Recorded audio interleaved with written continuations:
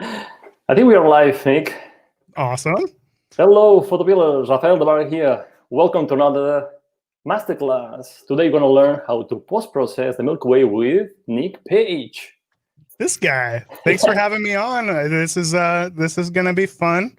I've got caffeine in me, so I'm ready to do this. Let's do this. You look that you are on the dark side. I'm on the light side of the. That way, like when I'm done, I just slowly back up into the darkness. Awesome. I can't wait to start with this masterclass. Thanks so much for joining us today. I know that a lot of PhotoPillers were waiting to learn how to post-process the Milky Way, so today is the day.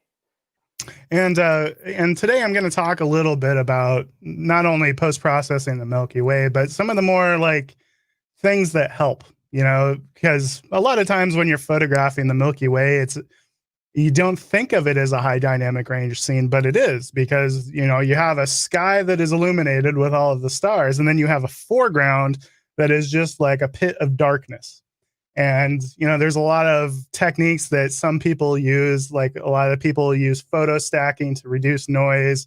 They'll use really long exposures to let in as much light as they can. I'm going to show a couple different ways where basically the first image we're going to post-process, I'm going to talk a little bit about using smart objects to kind of overcome that dynamic range problem. But then I'm also going to talk a little bit about light painting foregrounds, and then blending those light painted foregrounds with your sky. And then we're also going to talk a little bit about focus stacking. I'm a Photoshop nerd, which means that I try to ram Photoshop down people's throat at every chance I get.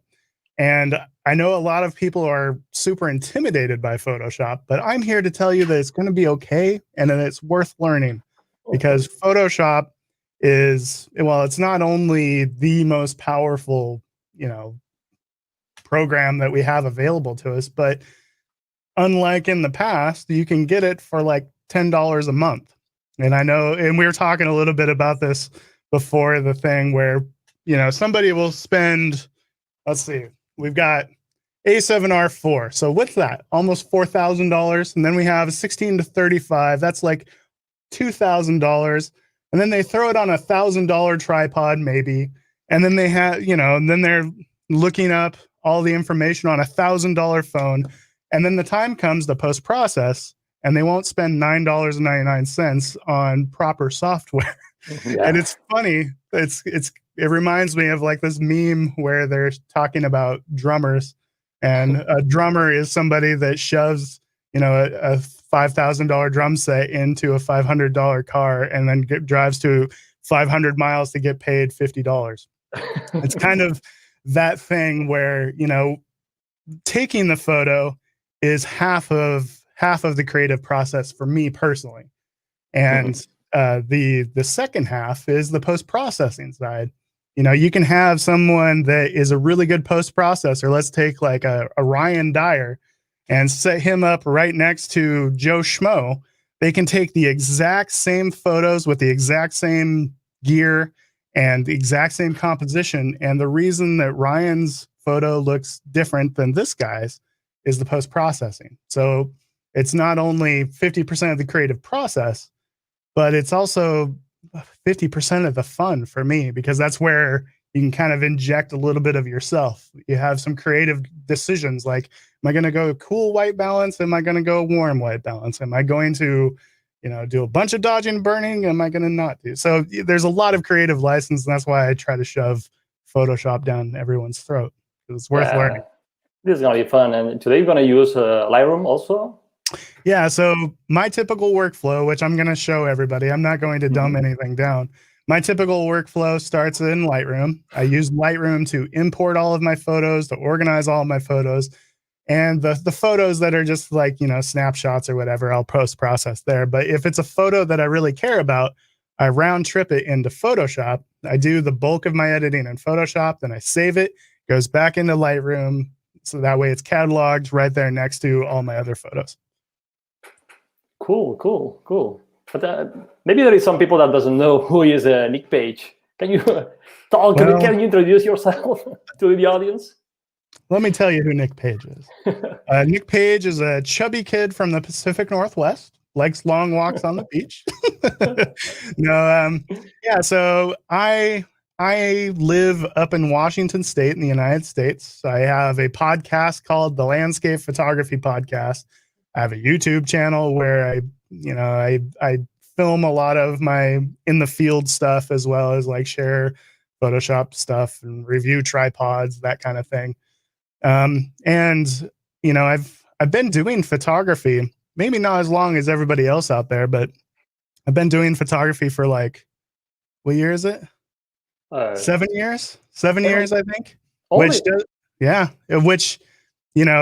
it was a lot more impressive when I could say I've only been doing photography for 4 years. But my rise to my particular station, and I don't know how to say it, but I got better really fast. I improved at a pretty fast rate, and I attribute that to just my obsessiveness. Like I'm very, when I'm into something, I put on the blinders and I don't think about anything else. I think about photography and photography only. And I was that way for a long time. I didn't watch television. I watched photography tutorials, and I didn't, go hang out with friends. I went out and did photo shoots.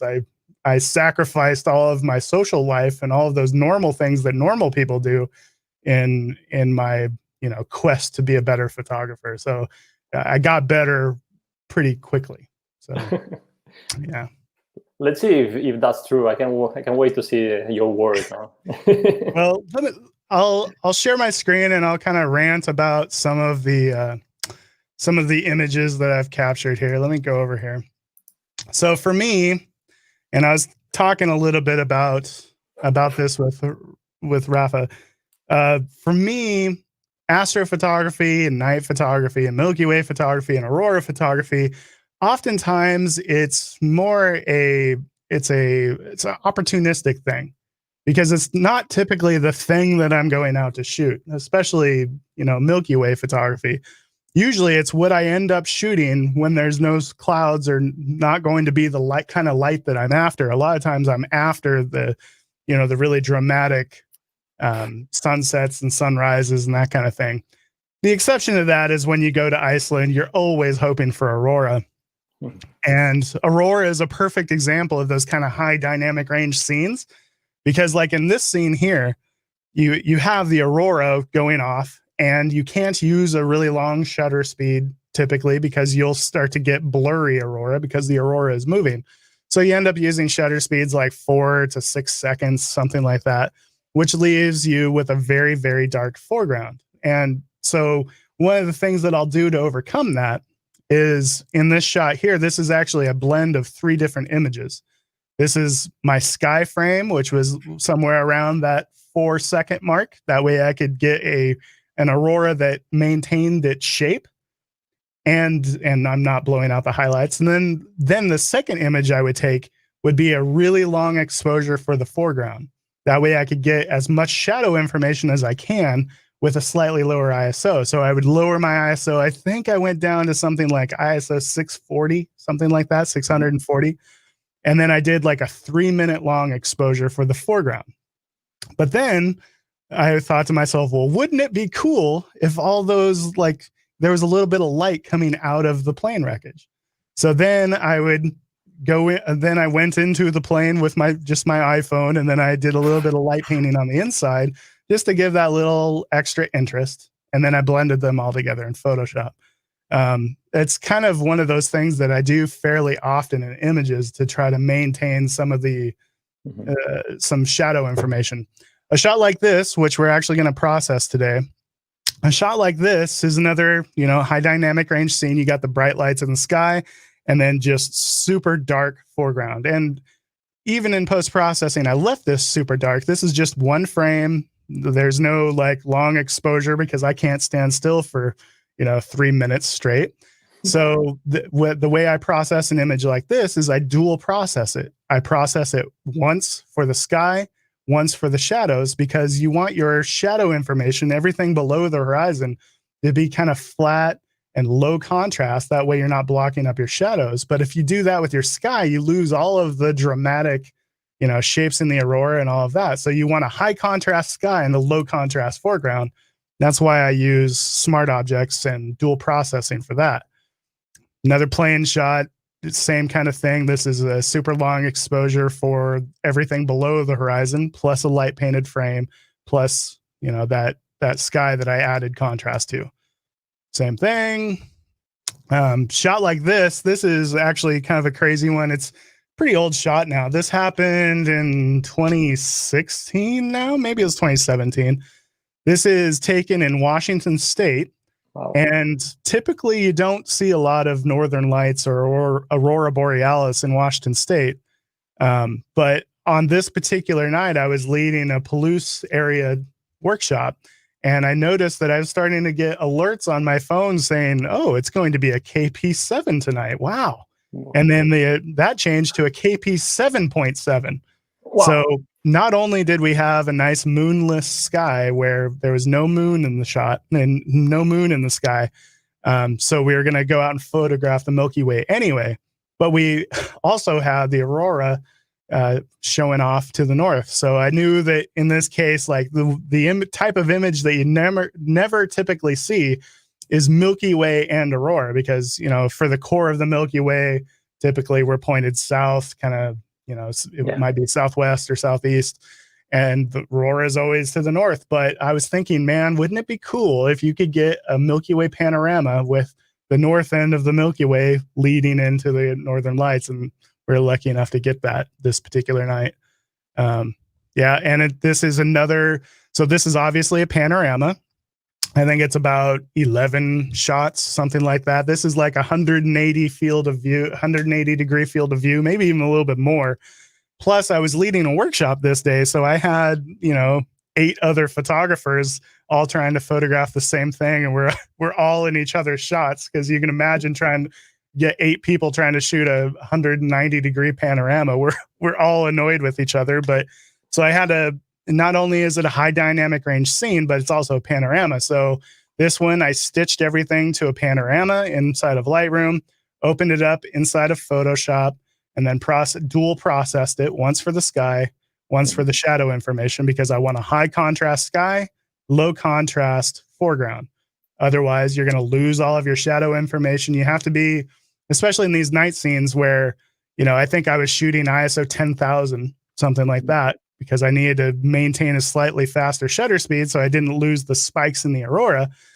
Trying to have any shadow information with this is probably a 10-second exposure, something like that, is really difficult. So you have to really treat the shadow areas of your photo with a little bit of TLC. Otherwise, there either is no shadow information, it just becomes black, which I didn't want, or you end up bringing out just a ton of noise. So this was a challenging one to process for that reason. And this is the first time I see Aurora and Milky Way. Yeah. And that was like my inspiration. I was like, dude, I want that shot because I've never seen that. And it's because if you think about it, most people are photographing the Milky Way from southern type states, because that's the only place it gets dark enough to photograph the Milky Way. If you're in somewhere like Iceland during the summertime, when the core of the Milky Way is above the horizon, it never gets dark enough to photograph it. So if you've ever seen a Milky Way shot with the core from Iceland, it was fake, because that can't happen. So, in this case, that was one of the things I was really hoping to do with that shot. Same night, only just single shot, another dual processed shot, so I could have, my sky and then some shadow information in the foreground.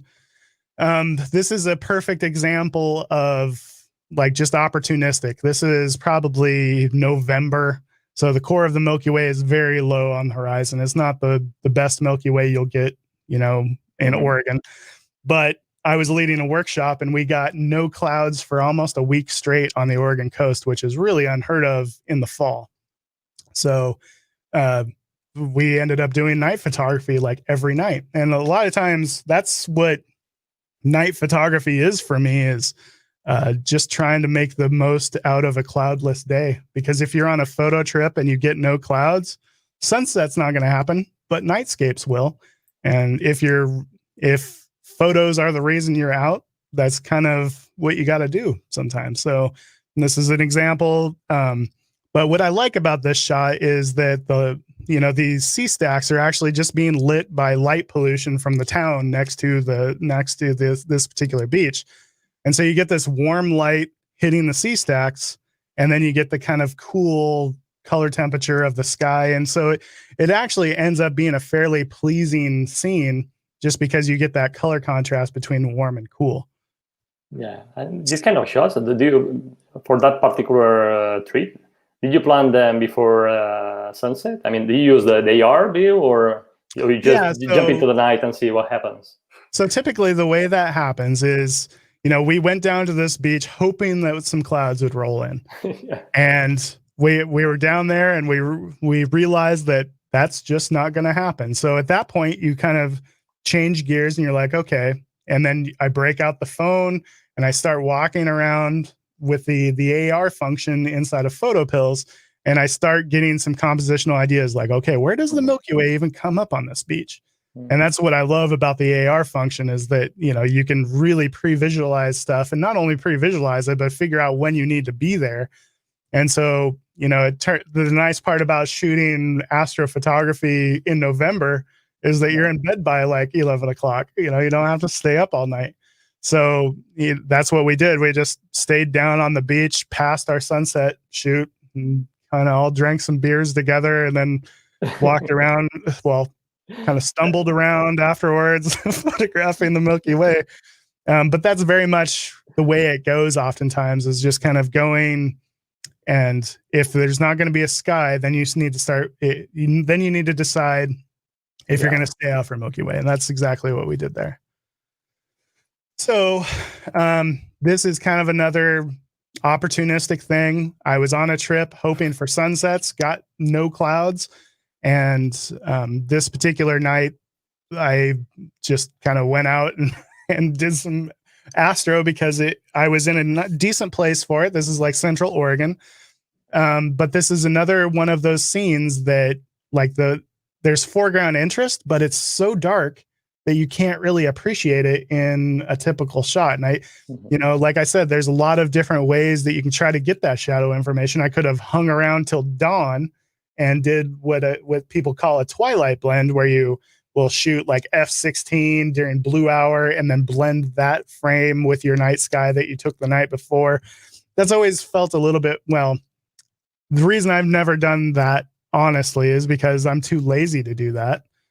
Because that's staying out all night. Who wants to do that? I'm old. I got to sleep sometime. But also, like Nick, remember that if you come to the PhotoPills camp in Menorca, you want to sleep for a week, so you better sleep now. Well, yeah, you better have a lot of coffee, man. That's all we do have.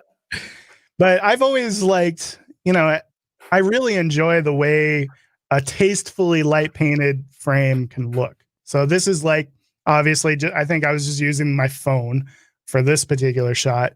And just adding just those little bit of highlights, but leaving plenty of shadow, plenty of mystery, but just adding some detail to some of the foreground, I really like. And, light painting can get really, really phony and really fake looking. And it's all about like the light angles and light, the choices you make with where you light paint from. Notice that I have tons of shadow in this shot. I'm just like kind of rim lighting that log. That gives it a sense of mystery, and it's not super flat, and it doesn't look like a pop-up flash went off on my camera. That's one of the biggest mistakes that people make with light painting, is just where they choose the light paint from. And so this shot here, we're gonna do one of these shots, maybe two of these kind of shots. But this shot here is, I think it was a failed focus stack. But it's a 2 frames blended, one for the sky, one for the light painting. Blend them together. It's really easy in Photoshop. Awesome. This shot is one that we're going to process today. This is a little bit more intricate. It's a little bit more involved because we have one frame for our sky, And the majority of this light painting that's happening on the back side of this log is actually coming from a car passing by. That's why we're getting this glow, and you can see more of that field illuminated in the distance. I couldn't do, I would be too lazy to do that with my phone.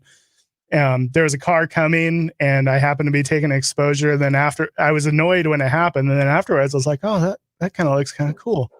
And so I wanted to do a focus stack on this image, because when you're shooting f2.8, the closest part of this log is going to be very, very soft and out of focus. So I stopped down a little bit and focused on the log. And then I finished that light painting with just my phone. So some of this is from my phone. Some of that light painting is from his passing car, 2 completely different color temperatures. And then we have the sky frame. So I'm going to show you how to blend stuff like that, because focus stacking is a really useful thing to know how to do when you're doing astro, if you have any kind of interesting foreground. And I think that, you know, here's a little rant for you.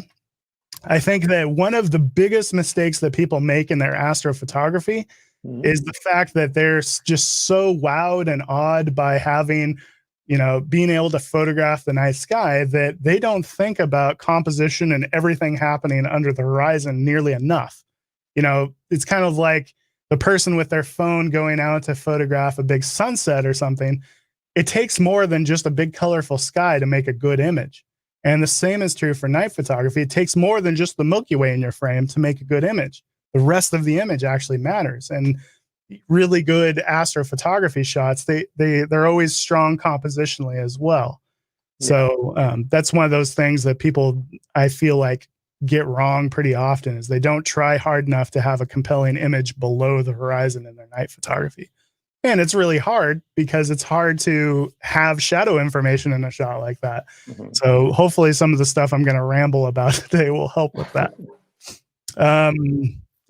Dual processed shot, like pretty straightforward, opportunistic. I was not going out to photograph that comet that everybody else photographed, but I did it anyway. This shot here is another blend.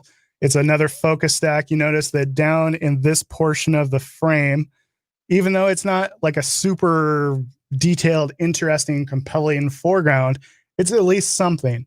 And so for this particular shot, I took my sky frame, which is about, I think I was shooting at 16 millimeters here. So my sky frame was about 20 seconds, ISO probably 6400, something like that. And then for everything below the horizon, I lowered my ISO down to, I believe, ISO 1000, we'll say. And then I did 3-minute exposure for background, 3-minute exposure for foreground, because I had to refocus. So it's a focus stack with a shorter shutter speed for that sky. And I know a lot of people get really, like, one of the most common questions that I get asked about like my night images is like, are you doing not focus stacking, exposure stacking to reduce noise? And the answer is I don't.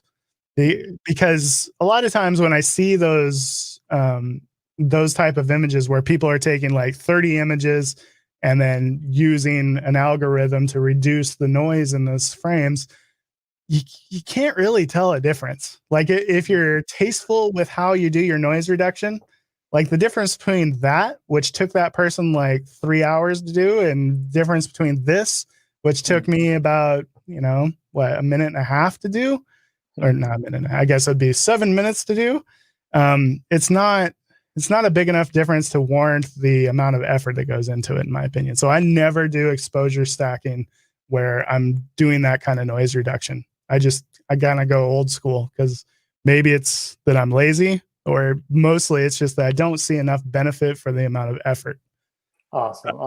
When you're post-processing the sky, I see that you're trying to get more natural colors in the Milky Way.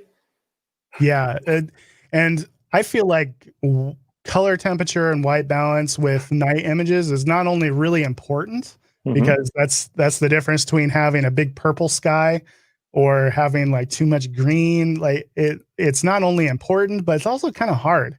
I feel like there is no perfect white balance for a night sky image.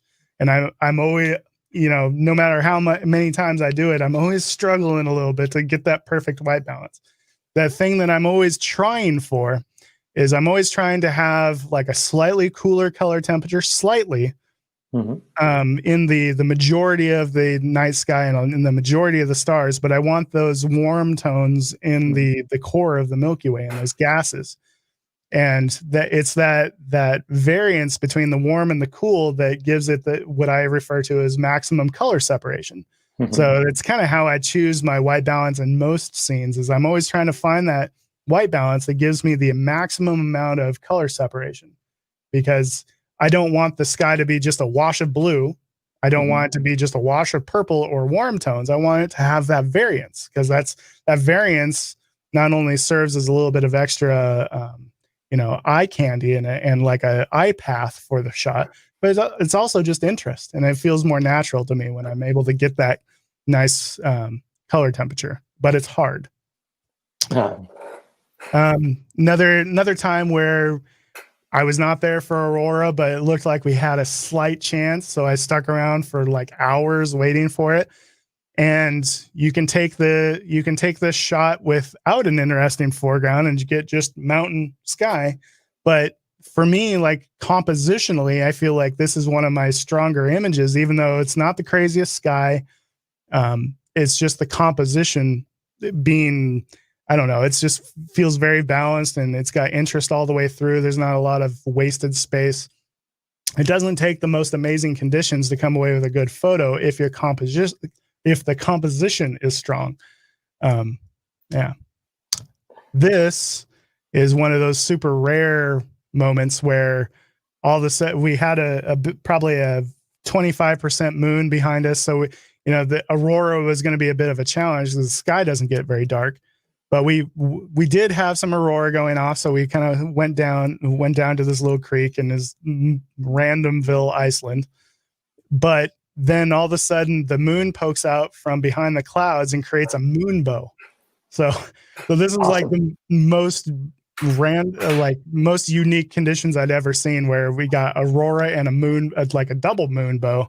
And I wish that I would have been somewhere cooler than a stream next to the road, but that's how it goes sometimes. So a lot of times night photography is just opportunistic. I'm probably done rambling about it. This shot, like a lot of people think of night images as super wide, because we're taking a nightscape where it's a big wide landscape with but this is actually 55 millimeters. It's just like with my 55 1.8.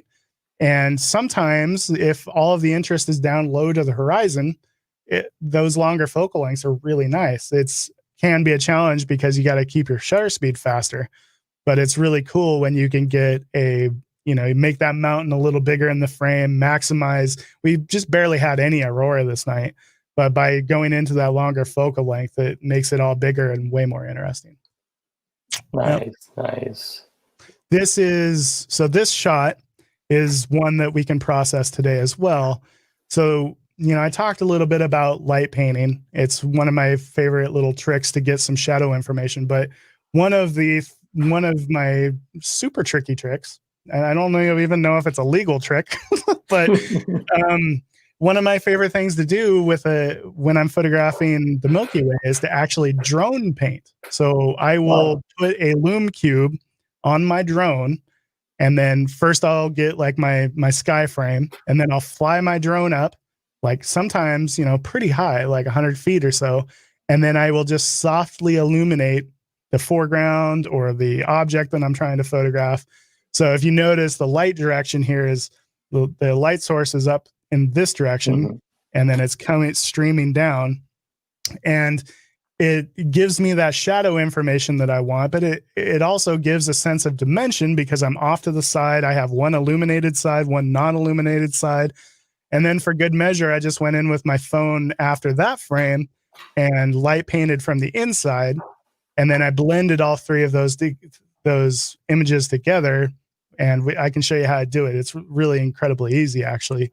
But what's cool is because they're on separate files, I have full control over the white balance of each of one of those files. So I just warmed up the white balance for my phone light painting, cooled down the color temperature from my drone to make it mimic moonlight, which is exactly what I'm doing. It's like we're getting moonlight and a nice dark sky for our Milky Way all in one frame.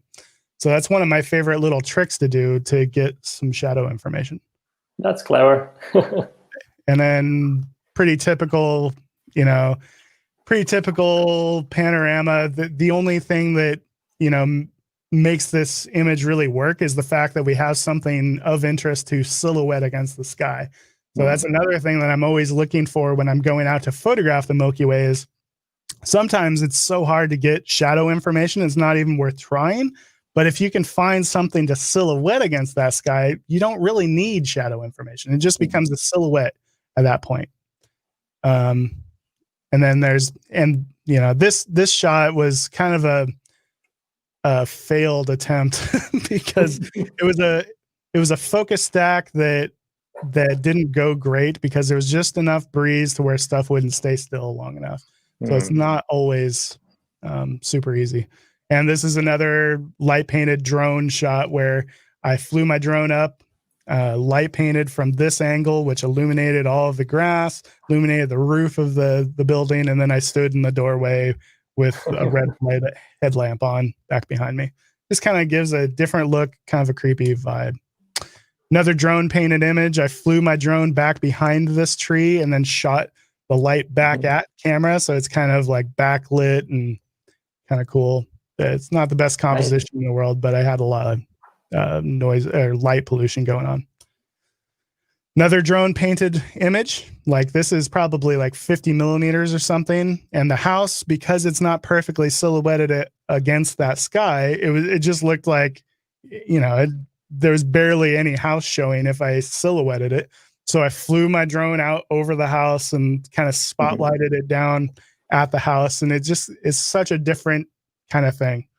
What drone are you using and light source? So I'm using a Lume Cube for the light source. And then the drone was my Phantom 4. So they actually make little brackets where you can mount a couple lights and then you can kind of angle them and stuff. And yeah, just my Phantom 4. Yeah, light painting. And, when I'm leading a workshop and we don't get the sky that we're looking for, but we have, a fairly moonless sky, that's what we go do is go out and photograph the Milky Way. So awesome, Nick. We have a couple of questions. You want to answer them? Yeah, let's do that. It's awesome. Well, one is very simple. Eamon Cullen is asking you what Aurora app are you using for predicting? So I have a couple. I have Aurora. What is it? Aurora Pro. Let me look real quick. So Aurora Pro, I believe, is the main one that I use. Where is it? Yeah, Aurora Pro. And then the other one, and this is like a super secret one that I'm not supposed to tell people about. It's called the Live Aurora Network. And the cool thing about Live Aurora Network is that it's basically hooked up to actual cameras that are pointed up at the sky, and you can click on each camera and see exactly what they see. So it's a live feed from various places in Iceland, Norway, and Alaska. So you can see exactly what the sky is doing live. That way you can sit, in your comfortable bed in your hotel room and be like, is it worth going out? And then, it's going off. And then you go outside. So those are the two main ones I use. That's cool. That's cool. And the last question is, if you use any from Mozan Hossein, do you use any night sky filter? No, not typically, because if it's in an area where there's that much light pollution, I typically don't even bother. Or I will just embrace it because, I talk a little bit about trying to get that color temperature, variance. Well, light pollution can kind of be interesting in a photo because you got that kind of cool color temperature sky with some ideally warm, color temperature light pollution. Sometimes I've seen people use it to their advantage, but if it's really bad, I don't even try because I'm spoiled. Awesome. Okay, man. You want to jump into the post-processing? Let's do it. Are you guys ready to post-process? Okay. I think so. Share screen here. I think we have over 1,000 people waiting for your techniques, man. All right. Well, so straight out of camera, this is what that one Aurora shot looked like that I showed you guys earlier. Obviously, color temperature plays a huge role here. You know, I was shooting with almost a daylight color temperature, and it just looks like a wash of yuckiness. So the way I'm going to process this, and the way I process the majority of my work, is if I'm coming from one file, I always just open it up as a smart object inside of Photoshop. That way it's non-destructive. I can always go back and re-access the raw file. And what's cool is that you can blend different versions of that raw file together against itself. So what I'm going to do here is I'm going to process it once for the sky, once for the foreground. So in this particular case, before I open it up inside of Photoshop, I'm going to get it to where we actually have some semblance of shadow information that is not too noisy. You can see how intimidating I look there. Like, isn't that the toughest looking guy ever? I've got my headlamp in my pocket. It's kind of funny. So what I'm going to do is I'm going to find my color temperature that works for the foreground. I want this foreground to be low contrast and not too saturated. So I'm going to decrease contrast, open up shadows and blacks a bit, and that starts to reveal all the noise that's in this shot. This is ISO 6400. Oh, it's freaking out on me. ISO 6400 f1.8 for 2.5 seconds. And that 2.5 seconds is so I could freeze the shape of the Aurora. So one of the most important things that you can do for the noise is to alter your sharpening and obviously add some noise reduction, right? So by default, if I hold down Alt or Option, by default, when I click down on the masking slider, everything that's white is being sharpened, which means that it's sharpening all of the noise in the image, which I don't want. So what I'm going to do is I'm going to slide this over to a point where I'm not sharpening noise anymore, which means I have to slide it way over. But that's okay because this shadow information is going to be very dark. So it's okay if we're just barely sharpening it all. So I'm going to slide the masking slider over. And if we look in this area, this is before, after, before, after. So that alone gets rid of a lot of the noise. Also, I'm going to decrease the radius, and that's going to help with, you know, the size of the grain of sharpening. Smaller grain is going to be harder to perceive. And then at this point, I'm going to add some noise reduction. I'm going to be fairly heavy-handed with this because I want these shadows to be fairly dark. There's nothing really of super interest down here. I just want it to be fairly clean and not too distracting from the sky. So just with that amount of noise reduction, this is a pretty clean foreground now. I'm going to remove chromatic aberrations, and I'm going to call that good. So that's going to be for the foreground portion of this shot. I like the way that looks. The next thing that we'll do is process the sky. So at this point, I'm going to right click, select Edit In, Open as Smart Object in Photoshop. That's going to open it up inside of Photoshop. And the cool thing about opening something up as a smart object is that you can always go back and re-access that raw file. All of those same slider adjustments that I did inside of Lightroom, I'll still have access to. I can go back and tweak anything that I've done. So it's a very, very non-destructive way of working inside of Photoshop. So I can tell that this is a smart object, and I know might be small for people watching on phones. It's probably tiny. But on this thumbnail right here, there's like this little tiny icon on the bottom right corner. And that means that at any time I can double click that, and it's going to bring up Adobe Camera Raw. And you can see all of these same slider positions. Everything that I just did inside of Lightroom, I still have available to me, including the sharpening and all of that. So what I want to do is I want to duplicate this by right-clicking, going New Smart Object via Copy. What that's going to do is it's going to create a new copy of this file, only this file is not going to be linked to this file. So I can double click on this, and any changes I make, it's going to be on its own layer. So it's still all coming from the same place, same file, but it's going to be a completely different layer. So the thing that most night scenes need, like whether it's Aurora, Milky Way, anything, they all benefit from going crazy with contrast. Contrast is like the main thing that you add to every night scene, especially the sky, every night sky. It's what gets it closer to how we, experienced it at the time. So the first thing I'm going to do is start bringing down shadows and blacks. I don't need to open those up. I'm going to add contrast. And now I'm starting to get some saturation back into the sky. I want to get this sky, like we talked about, to have as much color variation as I can. So there's some magentas that should be in there. There's some blues that should be happening up in the sky. And then obviously the green aurora. So I'm going to add quite a bit of contrast, which will increase the saturation. And as that saturation is increased, now I can start to play with my temperature slider and find that area where I feel like I'm getting the maximum amount of color variation.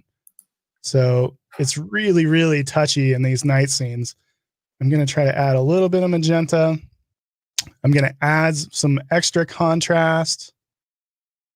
And one of the ways that I like to, and obviously with a scene like this, that's all about, the color and the crazy colors that were happening in that aurora. I want to emphasize what I liked, because color was so important to me. I want to add a little extra. I don't want to go overboard. So one of the ways that I like to add a little extra saturation without, things looking cartoony is I will actually add it in the camera calibration tab. So on the bottom tab inside Adobe Camera Raw or inside of Lightroom, you have the calibration tab, and it gives you 3 main primaries: your blue primary, green primary, red primary. And by increasing the saturation of one of these channels, you're actually affecting all of the channels. So because the reds are very desaturated, the magentas that are happening up there, if I grab the saturation slider of the red primary, it's not only going to increase the saturation of those magentas, but it's also increasing the saturation of all the colors. So if I go before, after, you can see it's adding a tasteful amount of saturation, but it's also adding a little bit of contrast. It's just doing a lot of things in a very tasteful way, I guess is the best way to put it.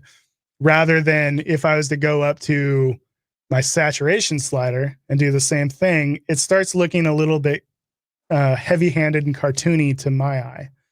Everybody's different. Just because Nick says it doesn't make it true. So I'm going to add some saturation with both the red and the blue primary channels. And in this way, I can add quite a bit of saturation without weird crap happening, I guess is the best way to put it. Also, in this sky, I might be getting a little bit heavy-handed with the noise reduction. So I'm going to go back up to my detail tab and remove a little bit of that noise reduction that we did, and maybe add a little bit of more sharpening, because I want the stars to not look quite so lonely. I want there to be a little bit of noise, but not too much in there. And then I'll hit OK. I know that was a lot of jabbering over nothing, so now what we have is we have one layer that has the sky looking the way I want it. And we have another layer that actually has some shadow information. We're going to blend these together now. So what I'm going to do is I'm going to put a black layer mask on this top layer by holding down Alt or Option and clicking on the new layer mask button. Puts this black layer mask on here. In Photoshop, white reveals, black conceals. And so right now, this entire layer is being hidden. Now, as I grab a paintbrush, I've got my paintbrush here. I've got white selected, 100% opacity, 100% flow. As I paint on this layer mask, it reveals that more saturated, colorful sky. So what I'm going to do is I'm going to start at the top and start blending in. Everything's going great until I get down close to this horizon where I can either try to Bob Ross this thing together and like draw, paint right next to me, which is always going to end poorly. Like I'm not a good enough painter to be able to make that happen. This is where I start talking about the next nerdy thing that I talk about a lot, which is luminosity masks. So what I'm going to do essentially is I'm going to use a luminosity selection, which will basically keep me painting within the lines, meaning keep me painting only in the sky, but not into this foreground.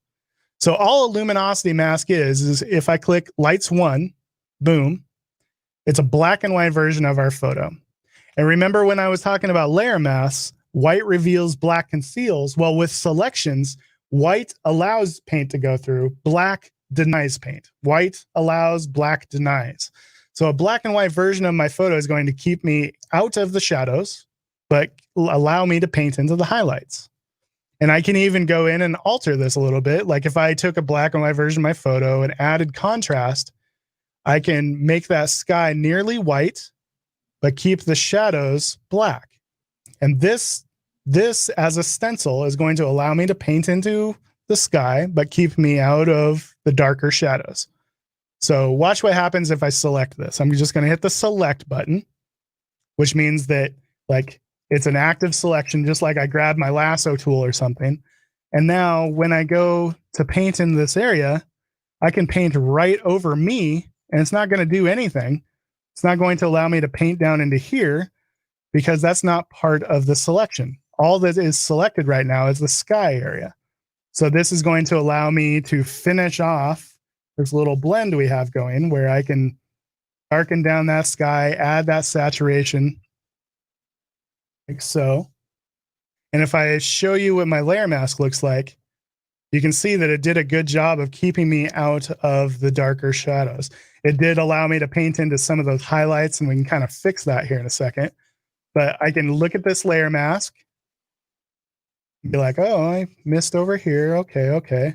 I can switch back to black and then carefully just fix that like so.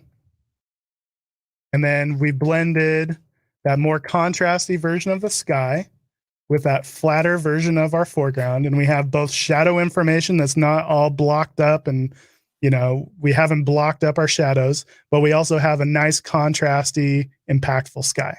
And so that is called dual processing. I do it in like all of my landscape photography, but I especially do it in a lot of my nightscapes where it's originating from one file. Anytime you're starting with one file, it's really awesome to do this dual processing bit. Yeah, I'm sure there has to be some questions because I'm not that great of a teacher. I think everybody's like fascinating. Vinish Kara is asking, what luminosity panel are you using? This is Lumenzia. So this panel up here is called Lumenzia. There's like 3 main luminosity mask panels. There's Lumenzia. And then over here, I have TK Actions, which is probably even more popular than Lumenzia. It's just a little bit more complex to learn. And then there's also Raya Pro from Jimmy McIntyre.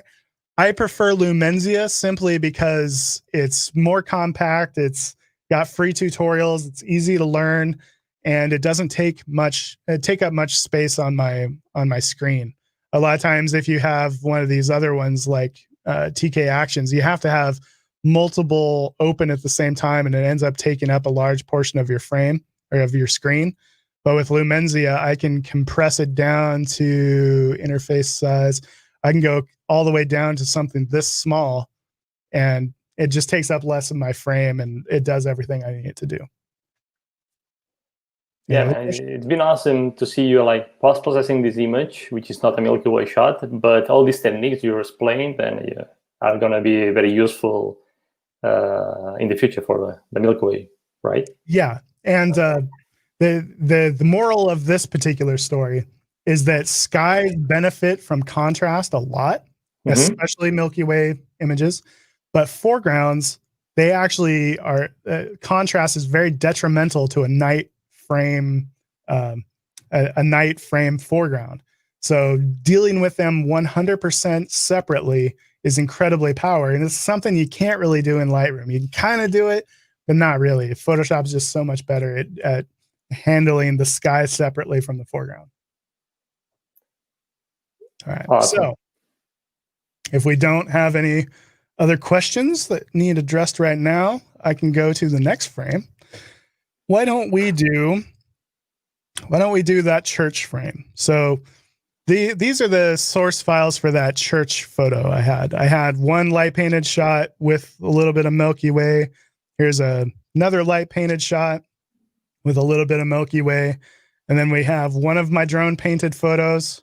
Obviously, the cool part about having the light painted frames on separate files is that obviously this light painted frame doesn't look good, but maybe it would if I recovered some of the highlights, darkened it down, played with the white balance a little bit. You can play with your colors a lot. But I think the drone painted frame that I want to use is going to be this one because it's more subtle. I don't want it to be like, this is very flat light because the drone was a little bit too overhead. But this one, the reason I like it is because the drone is kind of off to the side. It's more subtle, and I'm getting some of that shadow and mystery. And you notice how dark this side of the building is. I think that's going to blend a lot better with one of these, where the windows are illuminated. It's going to have that little sense of mystery. So what I'm going to do is, I think in this case, it's going to be easiest if we just, get things looking the way we want it here inside of Lightroom, then open it up inside of Photoshop, just so we don't have a whole bunch of smart objects that we have to drag into one frame. I mean, I could do it that way, but let's show you another way. So with these this frame here is only going to be about the windows. This frame is going to be only about the sky. So because this is all about the windows, I want to start with a warmer color temperature, right? And I'm just going to play with the white balance until I get something kind of interesting going on inside those windows. I want to look in here, make sure I'm not blowing out those highlights. These windows don't need to be very bright to be impactful, but I do want to manage my noise a little bit. So I'm going to hold down Alt or Option, slide the masking slider over to where it makes sense. I'm sharpening details rather than noise, maybe a tiny bit of noise reduction. And I think I'll call that good. Now, this frame is going to be all about the sky. I don't really care what happens in the foreground as much. This is going to be the frame that we get our sky frame from. So I'm going to do the same sharpening technique, sliding our masking slider over, reduce the radius, increase a little bit of noise reduction. I'm going to add some contrast by increasing the white slider. The white slider is probably my favorite slider for Milky Way images because that's really what gives us a lot of contrast in that sky. And it actually looks like my white balance was pretty close here. I like how neutral it's looking. Maybe we can try cooling it down just the tiniest bit. I really like, as far as Milky Way photographers, I feel like Michael Shainblum has the best colors in his night scenes. I love how he gets that kind of royal blue looking, but he still has a Milky Way core that isn't too funky. Let's try increasing our magenta tint to maybe 19, something like that. It could be a little bit too purple, but this isn't about perfect. It's about art. Whatever. Also, one of the things that I like to do is decrease clarity and texture just a little bit. It kind of like, if I know a lot of people love the dehaze and the clarity slider for Milky Ways, and like if I boost up the dehaze, you can see we get more stars, but I'm not sure that we need more stars personally. I prefer a softer sky just because it's a little bit more, I don't know, it's not quite as busy. So a lot of times I will decrease clarity, maybe decrease texture a little bit, something like that. Go to 0 with my dehaze, and not quite that bright. Try to get my exposure to where the sky isn't too bright, because if you get your entire sky really bright, the stars and the highlights in the Milky Way no longer have as much impact as I would like them to have. Also, this portion of the sky is getting a little over dark. So I'm going to grab a graduated filter, reset it, and just increase exposure a little bit. And just try to get it to where this portion of the sky is not like a pit of blackness, you know? So I feel like our sky looks good in this frame. Our windows look good in this frame. Maybe we can go a little darker. Now, this frame is going to be for our shadow information and for the majority of the church. So I don't want this to be like super bright and like too phony looking. I want it to be very subtle. I want it to be real looking. So in this case, I'm going to open our blacks, open our shadows, maybe recover highlights. And you can see I'm decreasing the contrast, kind of like I've talked before. I want a low contrast foreground, and I want those highlights happening on the church to be very subtle. So it just feels like a little bit of moonlight kissing things. I want to get the color temperature feeling like it's moonlight. So it means a colder color temperature, maybe a little bit more green. That way it feels a little bit like moonlight. Moonlight always feels a little bit green to me. And I'm going to decrease vibrance just a little bit because I want it to be not too saturated. I want it to be pretty muted. Going to go down to the detail tab, reduce the radius, mask out some of the sharpening. So it's sharpening details, not noise. Add a little noise reduction. And you can see I shot this at ISO 1600, which means that it doesn't have nearly as much noise as some of the other frames anyway. So I don't have to add a lot of noise reduction. The benefit to light painting is that you get to do it with a lower ISO. So now we have our source files. Now we need to open them up inside of Photoshop. So I'm going to select this, which is our drone painting, this, which is our windows, this, which is our sky. I'm going to right click, edit in, open as layers in Photoshop. Now, the difference between layers and smart objects is that smart objects, you can re-access the raw file, but because we open these up as layers, we don't have that luxury. So that's why I had to take a little extra time to get stuff right before opening them up as layers. Okay, so here we have our layers: sky, windows, foreground. So the first thing I want to do here is I want to blend in our sky with our drone painted foreground.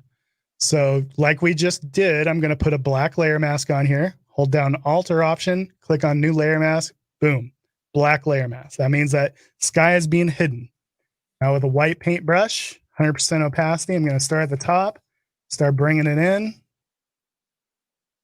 You can see that sky is looking a whole lot better already. Now we're going to get down to this part where I can either try to freehand it, which won't end well, or I can use some kind of luminosity mask. The problem is our roof here is pretty bright. You know, if I use a luminosity mask, this steeple is going to be included in that luminosity mask. So I'm going to have to be more clever than that. And I'm going to have to create my layer.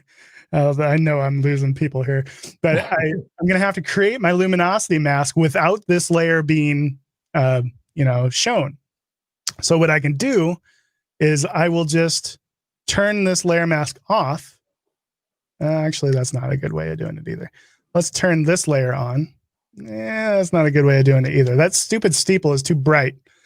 So, so what I can do is I'm going to turn this layer mask off, create my luminosity mask. And one of the cool things about when you're creating a luminosity mask is you can base it off of brightness or you can base it off of color. So if you remember here, the sky right now in this frame is very blue and purple, and the steeple and everything else is kind of red and orange. So I can use that to my advantage when creating my luminosity mask. I'll create a luminosity mask. I can double click on this color conversion layer, and then I can select the blues more, the purples and magentas more, but the yellows less, and the reds less. And look at how much better that selection is. It's selecting the sky, but keeping me out of that church. I can slide these contrast sliders around to where I'm painting more into the sky, but still keeping myself out of the trees and that stuff. And that is looking pretty good. So I'm going to select this, which will load that as a selection. And because it's a loaded selection, it's going to function like a stencil. So when I paint up here, it's going to allow me to paint in the sky, but for the most part, keep me out of that church. So it's not perfect, and I have to keep that in mind. So I'm just going to do it and kind of pay attention as I do it to see if I'm creating any artifacts or anomalies. And we'll just... You're an artist. Boom. So I'm using these luminosity masks like stencils. They're like idiot-proof stencils where even Nick Page can blend these together. So that has brought in that sky. I can look at our layer mask by holding down Alt or Option and clicking on it. And this will show me where I might have missed. Like that. So I can just hit those a couple times. And then hit these areas a couple times. It'll also show me where I might be bleeding over onto my steeple too much. Just a nice way of checking your work here. And look at how it's like keeping me out of the trees. There's no way in the world I could freehand that. And that's the power of luminosity masks, is being able to do stuff like this and, blend things together in a manner that you could never do by hand. So I like using this little view to finish things off, because it kind of gives me a view where I can really see if I blended stuff together. So now I brought in that sky with that drone painted foreground, before, after, before, after. And the whole goal of the processing we did on that sky is to try to make that Milky Way pop, more definition between the stars and the area between the stars. That's why you add contrast to these Milky Way images, is you want there to be some nice variance between the star and the area between the stars. And without that contrast, it's that variance is very, very subtle. Okay, so next we have this frame. All we want from here are these brightest pixels in the windows, and I don't think we want really anything else. So one of the cool things you can do is, if I change the blend mode of this layer to lighten, all that it's going to do is keep the brightest pixels. Before, after. It's literally like turning the lights on. Super simple, took like no effort at all. The one thing you do have to notice, though, is because some of those stars in that frame were brighter, it's bringing in the stars as well. So I still need to use a layer mask on here, but it's going to be such an easy layer mask to do. So I'm just going to create a black layer mask, hold down Alt or Option, boom. Oops, except I had a selection active. So deselect my selection, boom, black layer mask. Now with a white paintbrush, I can just go and paint in our windows. Wow. And it's like so easy. It looks really cool, and it's one of those things that you can only do if you thought to do it. So, but you're so glad when you have that option to do it. So it's before, after, just brought in the windows. Literally took 10 seconds. Took me longer to talk about than to actually do. Then once we get all these layers together, then we can start to post-process it. But essentially from this point, I would start to dodge and burn. I would do a little bit of Orton effect. I like to do Orton effect in my night images, but do we have any questions that I should address before moving on? We have a lot of questions. Let's do it. So let me see. Susan Man is asking, what Kelvin figure do you tend to aim when post-processing these Milky Way images to look natural? Yeah, so color temperature, it varies so much. Like no matter how many times I've done it, I always feel like it varies a lot. You know, sometimes you get more air glow in the sky and you need more magenta. But essentially, like Kelvin temperature wise, I'm typically shooting for like 3,750, somewhere in there. Maybe as high as like 3,900. Very seldom do I get to 4,000 Kelvin, but it's somewhere in that area. And what varies more than the Kelvin is the tint. So sometimes I'm all the way down to like 5 +5 onto my tint. Sometimes I'm all the way up to like 25 on tint. So I just try to eyeball it. And the best way to get your white balance, I feel like, is to take your saturation slider and move it all the way up to where everything looks very garish. And then adjust your color temperature with that, all that extra saturation. It's really easy to tell, you know, your color variance and what color things actually are. Then once you get your color temperature right, then put the saturation slider back to 0 and then let your eyes adjust because you just puked on your eyes. but that helps a lot. Awesome. Then we have Habisanth, who has a Sony A7R III with a Sigma 1424 f2.8. Nice. And he's worried about how you deal with a very dark sky when it's pitch black, because when he's shooting like 4 minutes at 1600 ISO, he can't. He doesn't get much detail and many hot pixels. I mean, like in the shadow area of the photo, like below the horizon. Like, see, in those situations, that's when you either have to like literally shed a little light on the situation with just the tiniest bit of light painting makes a massive difference. Yeah. Or you have to do like a twilight blend. I think that the best answer is to try to find compositions where, you know, where things are breaking the horizon. Part of the reason that this photo is a successful one, I feel like, is because this church is breaking the horizon. It's going up and over the horizon, and the Milky Way is behind. And because it's breaking the horizon, you don't really require a whole lot of shadow information because you get the shape and the silhouette of it. Yeah. Cool. Or something like that. Nice, thank you. And, like, one of the things that I'm often looking for is like a creepy old tree that I can silhouette against the night sky. Like, you know, even these trees, look how cool those trees look just against the night sky. Sometimes it doesn't take the most amazing of foregrounds, but oftentimes just something simple breaking that horizon makes for a good shot, because it's because of that high dynamic range scene. A lot of times silhouetted compositions work best. So I'm always trying to find that. Awesome. We have another one from Lawrence Pallant. How do you manage to get into the photo that you're taking? How do I manage to get into the photo? Like as a silhouette or as a model?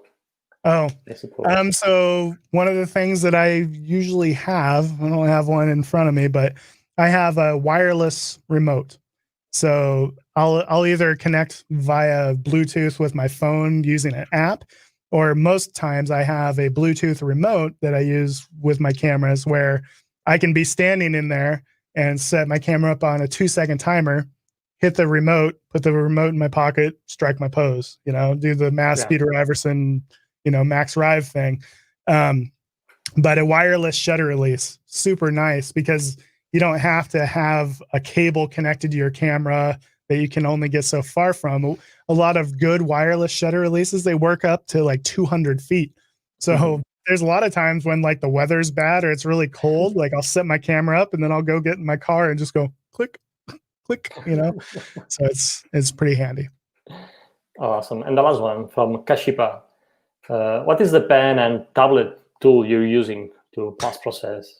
So this is for those of you that can see this is a Wacom tablet.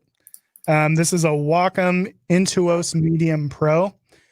And like, seriously, the best investment for post-processing ever, because you're so much more skilled with a pencil or a pen in your hand than you are with a mouse. Like, there's not even batteries in my mouse, and there hasn't been for like 4 years. Like, I don't even use I don't even use that thing. So I use my Wacom tablet for everything, and it takes a while to learn, but it's so nice once you learn it because you can be so much more detailed. They're pressure sensitive if you want that. I love my tablet. Awesome. So, Nick, you want to continue the class? Sure. We're ready to go. All right, let's do it. I will close this. Boom. Let's go back over here. So the other frame that I wanted to do is this one. So in this shot, I have 3 source files. I have this one here, which is actually both the sky and the light painting. If I reset it here, let's totally reset it. It's both the sky and the car coming by that added this little bit of glow and light on my log. If you notice down here, though, look at how out of focus this part of the log was. So when I was shooting this shot and saw how cool the log looked, I was like, oh, I better try to get do a focus stack and get the rest of the log in focus. So I did a couple others. Where is it? So I did this where I'm literally trying to mimic that same light angle because the car was over here, but I focused on this part of the tree so I can get more of the log in focus. And I also stopped down to 7.1. So this is ISO 6400 7.1 for 30 seconds. And I know a lot of people are like, never, well, first of all, they try to avoid those higher ISOs, but they also don't stop down to 7.1 when doing night photography. But it's because, I'm illuminating with such a bright light source, I can kind of get away with it. And that 7.1 allows me to get more of the log in focus than f2.8. I would have to do this for like 5 frames, or I could just do one at 7.1 and get like at least the first 3 or 4 feet of it in focus.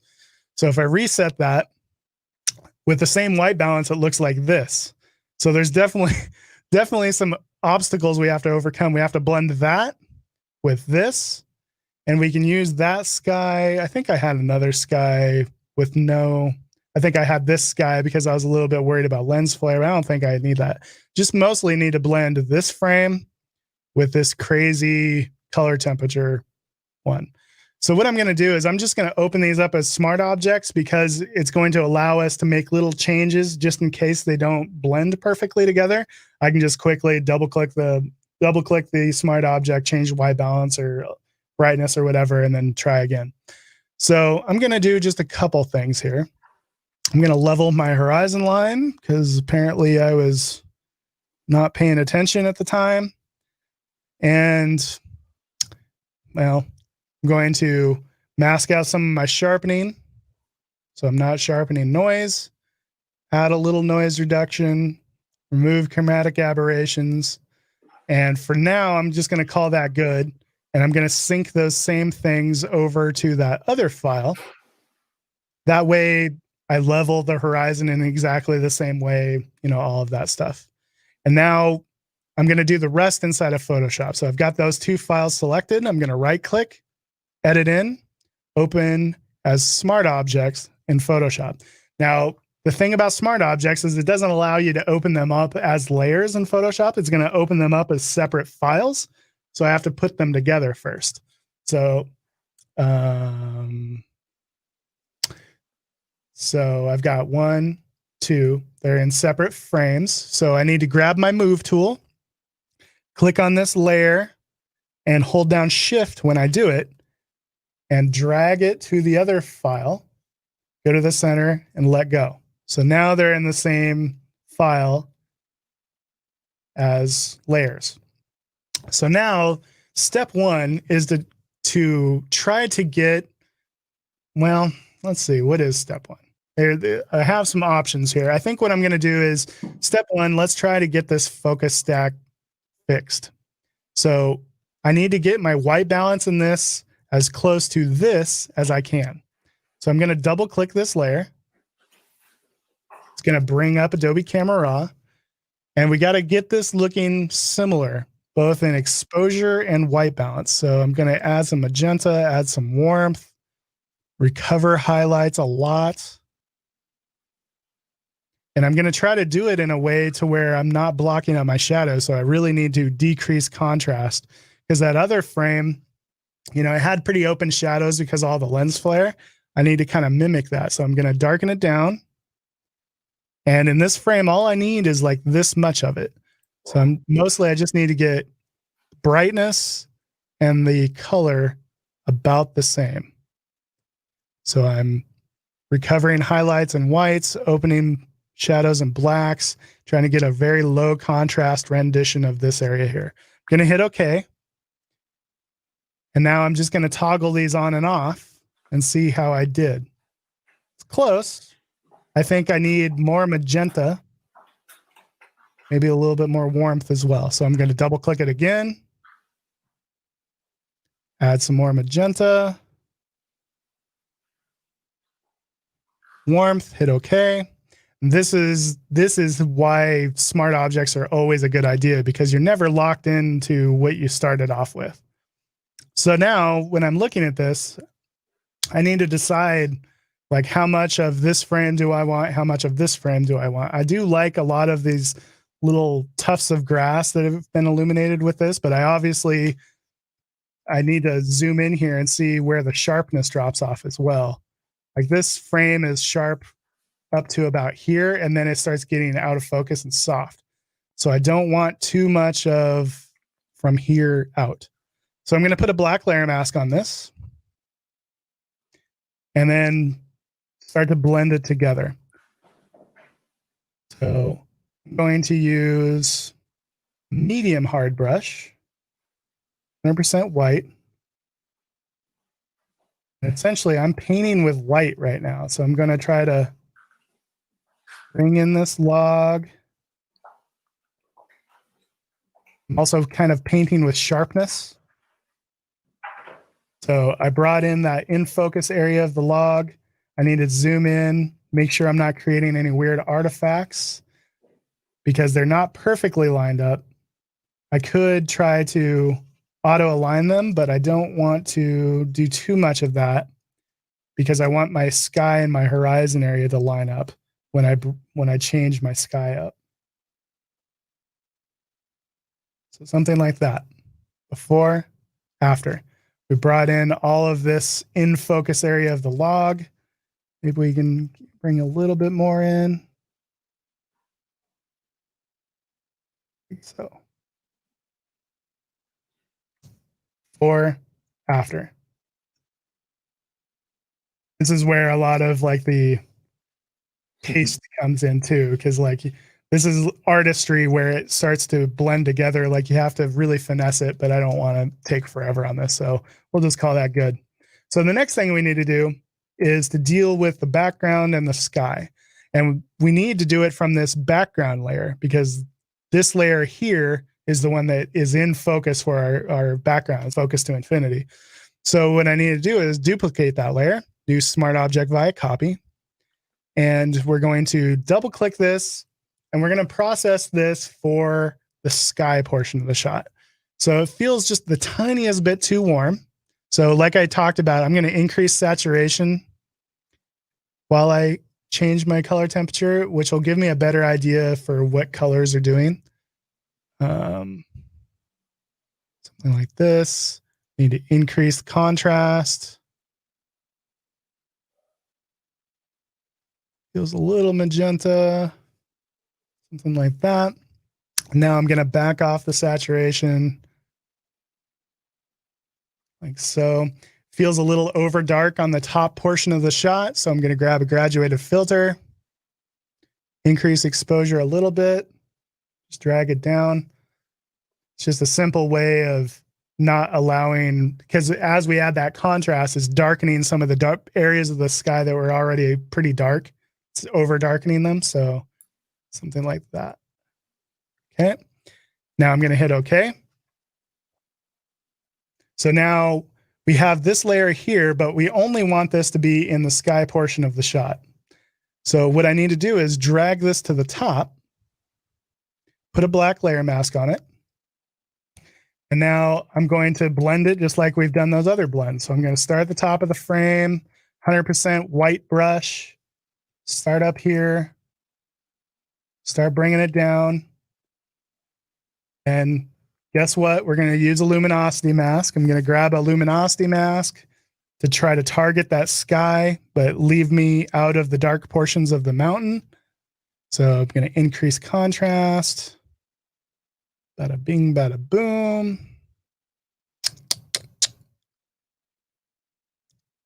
Select it. And that will function like a stencil to allow me to finish that sky portion. Like so. That way we're able to add contrast to the sky, but not block up those shadows too awful much. So we went from this to this. Mm-hmm. Cool. And I always treat like, you know, this part of the edit is definitely like, you know, assembling the pieces of the puzzle. Once you get the pieces of the puzzle together, then you can start to do the creative edits. Like at this point, now I start to think, okay, now what does this photo need? I would want to kind of add a little extra oomph to the core of the Milky Way. And I do that either with dodging and burning or a levels adjustment. I would also want to add a little bit more definition, and I would want to add a little bit of Orton effect to it. So one of the easiest things you can do to make your Milky Way pop out more is I'm going to do a levels adjustment. I'm going to double click it. And when I make these adjustments, I'm only going to look at the core of the Milky Way. So I want the bright parts to get brighter, the dark parts to get just the tiniest bit darker. So I'm going to grab the right slider, move it left, center slider, and move it right. Something like that. I'm going to turn it off and on, before, after. I feel like I need to darken a bit more. Before, after, before, after. Something like that looks okay. I'm going to put a black layer mask on it. Grab a paintbrush. I'm going to go like 40% opacity with my brush and just do a few clicks in areas I want to draw attention to the Milky Way. Before, after.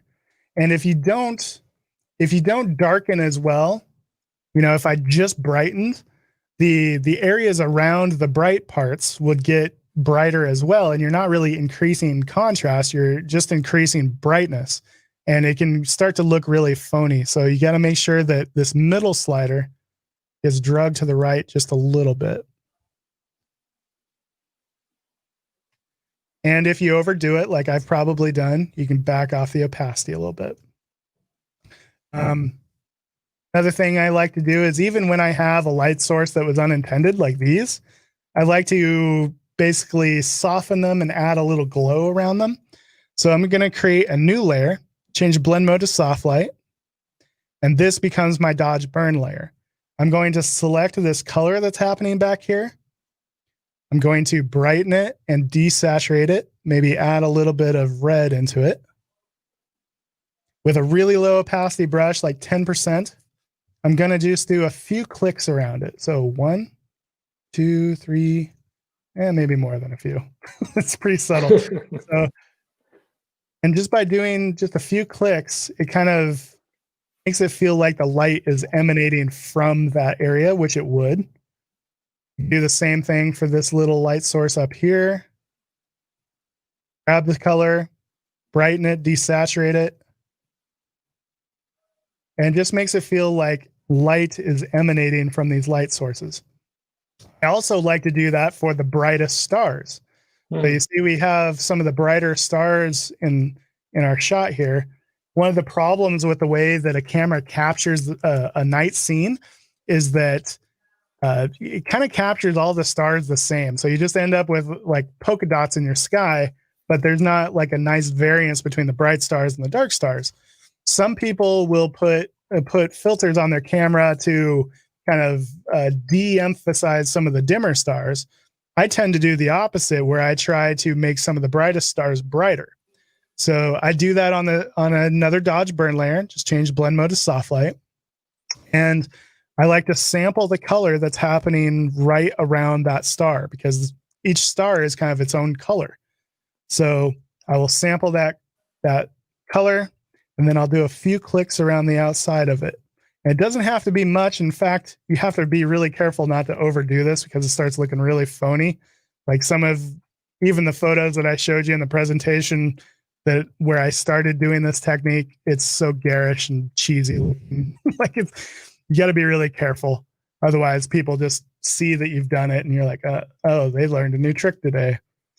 So I like to go and find some of the brighter stars. And it also helps to kind of round them out too, because no matter how fast your shutter speed is, a lot of times they just end up oblong and not round. So if you take some of these that are a little stretched out, do a few clicks around them, they start to round out again. So this is the kind of thing that you can spend hours doing, because obviously there's one or two stars in your sky, but it really has a nice effect after you've done it a bit. Trick is to not do it with too few. You got to make sure that you do it with quite a few of them. That way the brightest stars feel like they're glowing through just a little bit of haze or atmosphere into your sky. And it's actually, to me, it helps it feel more natural, because when we look at the sky, oftentimes we're looking through a fair bit of atmosphere, and it's natural for light sources to glow and emanate through whatever atmosphere is between you and it. So nice touch. Just if you do it subtly, like it makes it feel more natural to me. So before that, after that, before that, after it, I try to keep it subtle, but it's one of those things that adds just a sense of atmosphere and realism to it. So the other thing that I do in every single photo pretty much ever, but I definitely do it in nightscapes, is I add a little Orton effect. So I do that by creating a merge visible layer, which all that means is the current state of our photo on a pixel layer. So you do that by going Control Shift Alt E or Command Option Shift E. Boom. That creates this layer here. And then the next step is you blur it. So I go up to Filter, Blur, Gaussian Blur. And I like to blur it about the megapixel of rate, the number of megapixels the camera is. So I think I took this on a 5D Mark IV, so we'll go like 38. And then I'm going to go down to 22% opacity on this layer. And this starts to give you a sense for what it's doing. It makes it feel a little bit more atmospheric, a little bit glowy. But I like to not only add some brightness and contrast to this layer, but I also like to make it to where it shines through more in the highlights and less in the shadows. So I put a Lights 1 luminosity mask on it. Boom. That's going to restrict this only to the brightest portions of the shot. I'm going to make it shine through a little bit more. Now I'm going to go up to Filter, Camera Raw Filter, and this is going to only affect this blurred layer. So I want to add contrast, a lot of it, add some brightness, maybe a tiny bit of warmth, like that. And what this does is it makes it so the bright areas of the photo kind of blur over and glow over into the darker areas around that. So it makes our our bright portions a little bit glowy, but it leaves the shadow portions alone, like that. And then at this point, I start to assess, like, is it bright enough? Do I need to add any brightness anywhere? I might just grab simple brightness contrast layer, brighten it up a bit, the black layer mask on it, and this is kind of like a reverse vignette, where rather than darkening the edges, because this image is already super dark because it's a night scene, I'm going to just brighten the center. So I've got a white paintbrush, and I'm just going to do a few clicks towards the center of the shot, brightening the center of the frame. It's basically a reverse vignette, and I just need to make sure that I'm not over brightening any areas up in here. Every edit's a little different. Sometimes I will go in and I'll dodge and burn the Milky Way itself and kind of darken some of the dark areas of the gases and brighten some of the bright areas. But you guys don't want to spend the next 2 hours watching me do that. So this is actually we have like a Joshua Hull asking us for the dodge and burn in Photoshop techniques and Orton effect. Yeah, it's too long. Dodging and burning is probably it's the most time consuming, but it's the most fruitful way that you spend your time when doing an edit, I think. But the reason I kind of like, if we're talking compositionally, the reason I think that this photo works is I like the way that this shape, this line is mimicking the Milky Way. You gotta have mimicking lines. And it wasn't something that I thought about at the time or anything, but in hindsight, that's when I noticed most of my compositional stuff is like, oh, that works. Now I know why. But at the time, I just move my camera around and I go with what feels right. And then sometimes you reflect on it afterwards. And that's where you have those aha moments like, okay, that's why that photo worked. I think that's why this composition works, is because, this line mimics this line. And when I have a strong leading line, I like it to emanate from a corner. That way it leads you into the shot. And we have light sources deeper into the frame that kind of drag the eye deeper. So that's kind of what I was thinking. Nice. So is that enough rambling? Do we have anybody left? I mean, yeah, I think we have almost 900 people still live with us now. You're a rock star. I don't know what to say to that.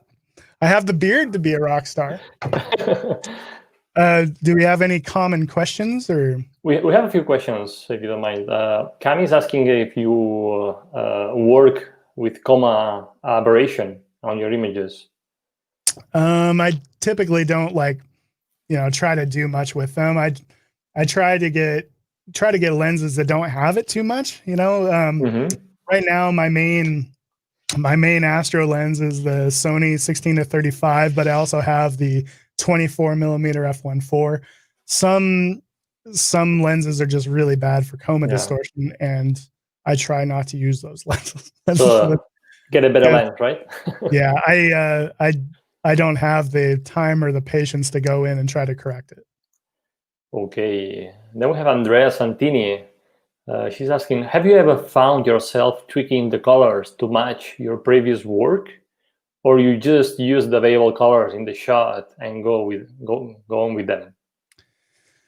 So in my older work, I often look at anything older than 1 year and I just cringe. And I think most artists are like that. The very fact that we did it a long time ago means it sucks. But I think overall, my work, I'm always working at being more tasteful, because especially my older work, I was really heavy-handed. And I think right now I try to go pretty natural with most of my colors, even my landscapes. There are times that I push things a little colder, a little warmer, but for the most part, I go with pretty natural colors. In my older work, though, I feel like I didn't have that sensibility. So I definitely used to struggle a lot with tweaking colors too much and trying to get too fancy, when in actuality, it didn't need it. Okay.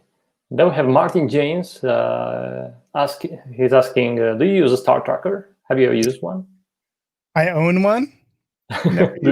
Never used it once, because I haven't taken the time to learn it. That and I just haven't. I kind of like the artificial challenge of trying to just set up the camera in a composition and then make it work, and to photograph that foreground or that scene in a way that I don't have to wait till sunrise and do a twilight blend. I enjoy the challenge of trying to overcome those obstacles, and I'm too lazy to do it all night. So I tend to not use that kind of technique. But one of the techniques that I mentioned but I didn't show is that it's really useful if you have any kind of enough light to do it, to do lower the ISO and then do 3-minute long exposures. You're going to get some hot pixels, but it's a lot easier to edit out a few hot pixels than to, have a super noisy foreground. That you're trying to reduce a lot of noise reduction in. Awesome. We have another question from Scott Narus. How do you handle star reflections in water? A lot of times the reflections in water are more dim than you want them to be. So in those, and it's not very often I have that. Like I don't get to do that very often, but a lot of times I find myself really emphasizing and amping up the highlights. You just got to be careful that you're not emphasizing and amping up the noise as well, because anytime you're adding exposure to a dark foreground, you're going to end up boosting the noise. So if you have, you have those reflections, another thing you got to consider is that you can't really do that 3-minute long exposure in those puddles because your stars are going to be that long, because they're going to get, those are going to streak as well. So, to do it right, you would do that long exposure for all the darkest portions of the photo, of that foreground. But then you would have to bring in just the stars from a shorter version of the shot. Okay. That way you're not getting those big stretched out long stars. But just make sure that when you are increasing the luminance of those reflections, that you're doing it just to those stars. So there's another useful case for a luminosity mask. You could grab a levels adjustment, put a layer mask that is a luminosity mask on it to restrict it to just the stars, and then brighten it with that. Awesome. Thank you, man. And then we have Hedik Kierskovsky. I'm sorry, guys, if I don't pronounce your names properly. Do you use Topaz denoise AI? I don't. And I think I own it, don't use it.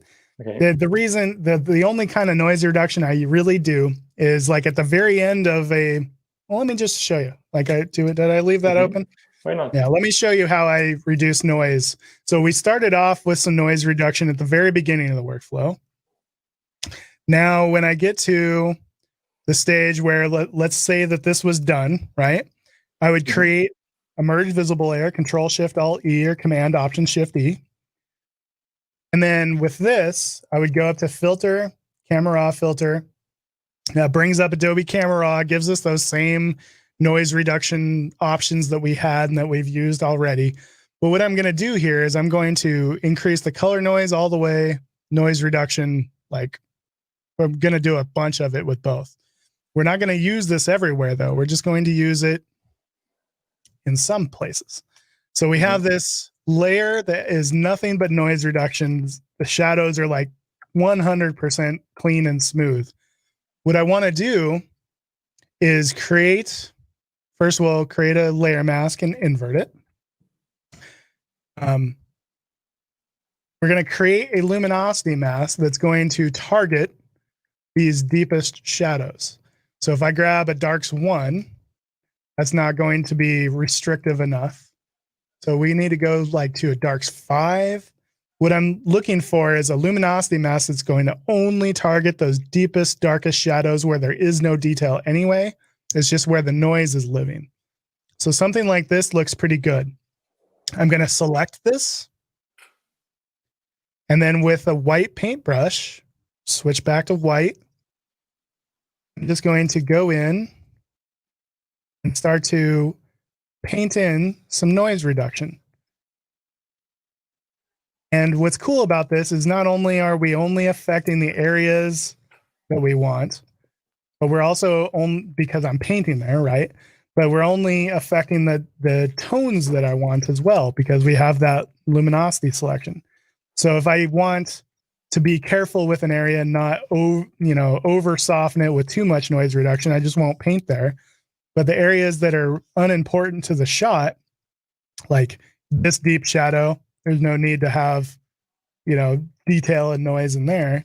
I'll just kind of lightly pass over some of these areas, the deepest shadows, to get rid of some of that noise. I could even lower my opacity and go over my sky a couple times.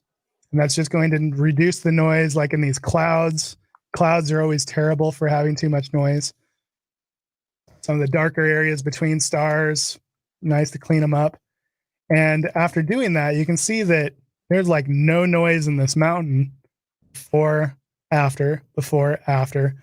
But we haven't, I'm choking up. I get really emotional over noise reduction. But we've maintained all of the detail and the sharpness from the rest of the areas that are important. So also so I do this and then I sharpen afterwards. And I make sure that I'm only sharpening like the highlights. I don't want to sharpen the noise because man, I'm getting Drink emotional, coffee. Drink guys. coffee, man. I don't want to sharpen the deepest shadows because that's where the noise is, right? So I'll only sharpen the highlights. So that's how I reduce noise reduction. This is essentially what Topaz does as well, only you don't have, super freak control over it like you do with this technique. Mm-hmm. Man, I'm getting emotional over here. Noise reduction is just so close to my heart. What are you drinking? Well, I need to switch over to like a cough syrup or something. Robitussin in a cup. We have a few more questions. Sure. One from Rick Russell. Do you use the pre-blended and the dodge function of Lumencia? I do sometimes. Yeah. Pre-blend is really useful because you open up a bunch of smart objects, you hit pre-blend and it stacks them all for you. I just showed the manual way just so people could actually follow me rather than be like, hey, and then there's this magic little button, you hit that. And I start sounding like a Lumencia commercial if I use it too much. That's why I didn't use it. And the last one from Lawrence Pallant. Do you use a long exposure noise reduction to deal with the hot pixels in camera? So I've started trying to use it because I've always been like, I'm not clear on if it actually affects a RAW file or not. People tell me that it does, and it doesn't make any sense to me how it would, but I've started trying to use it, but in the past I haven't used it because I don't want to wait for those extra 3 minutes while it processes it. Sometimes I can go in and just like clone out those hot pixels a lot faster than it takes to actually do it depends on my patience level, I guess. Awesome. Man, I don't know. It's been 1 hour and 40 minutes. I think you've been teaching and giving it all. Cool. Well, that's pretty much everything I know. So nobody will ever have to buy a tutorial from me ever again. It's been amazing. I use a lot of the same techniques regardless of the type of scene that I'm editing. A lot of my landscape photography, I open as a smart object. I deal with the sky separately, then I deal with the foreground. I blend them together.